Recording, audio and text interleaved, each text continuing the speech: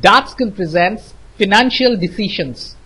The tools that you learn in financial mathematics, including simple and compound interest, will help you to make real-life financial decisions.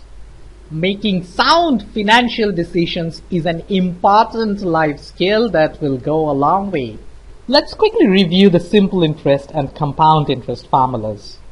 For simple interest, the final amount or the future amount is equal to the initial amount invested times 1 plus I times n. So this is the future amount.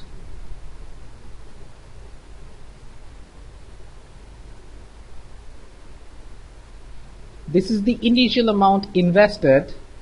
So this is the amount invested. I is the rate of interest expressed as a decimal. So it's a decimal rate of interest. If you have a percentage, remember you should divide that with 100 to get the decimal.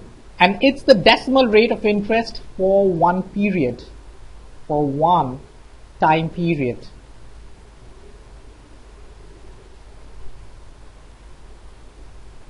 And n, of course, is the number of time periods. So we have number of time periods as n.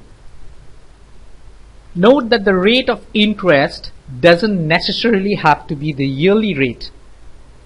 It can be, for example, for 6 months. Therefore, I mentioned for one time period.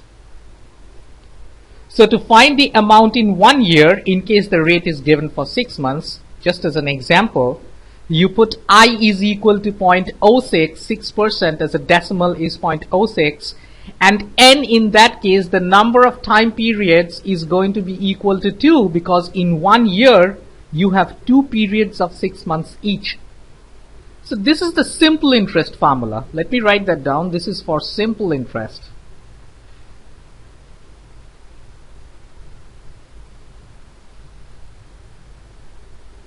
For compound interest though, compound interest,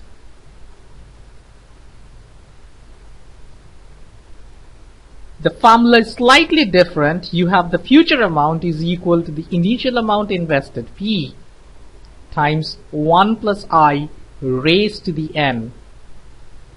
Let's see an example as to how you can make real life decisions using these formulas. Alan has 9,000 Rand with him. So this is the initial amount that he has. He has a choice to invest the amount for 5 years, the time period, at an annual simple interest rate of 10% or at an annual compound interest rate of only 9% for the same period of time. Which option should Alan choose? So he's been offered a simple interest rate of 10%, which is more than the compound interest rate of 9%. We need to find out which option would fetch him more money at the end of the time period of 5 years. For the simple interest, let me write SI for simple interest. The amount is equal to the initial money invested, the initial amount of money invested, that's 9,000. Times 1 plus I is the rate of interest, that's 10%, so that's 0.1 as a decimal, multiplied with the time period, which is 5 years. And this is going to be equal to 9,000 times 1 plus 0.5, which is 9,000 times 1.5, which is equal to 13,500 Rand. Let's now apply the compound interest formula. So for compound interest, CI, the future amount is equal to the initial amount invested. So that's going to be a 9,000 again, times 1 plus I, 0.1, raised to the 5th power. And this is going to be equal to 9,000 times 1.1 raised to the fifth power, which is 13,847.62 Rand.